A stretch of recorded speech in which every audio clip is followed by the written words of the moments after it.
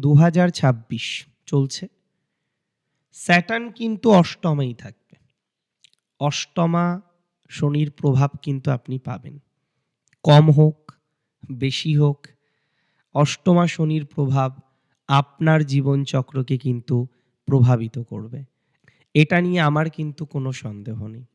অষ্টমা শনির প্রভাব থাকুক, বাট বৃহস্পতির প্রথম দিকে একাদশে অবস্থান প্রচুর পরিমাণে ডেভেলপমেন্টের জায়গাকে রিপ্রেজেন্ট করছে।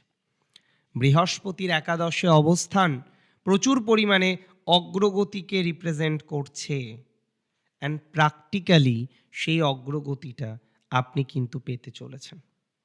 প্র্যাকটিক্যালি সেই অগ্রগতিটা আপনার জীবনে আসবে।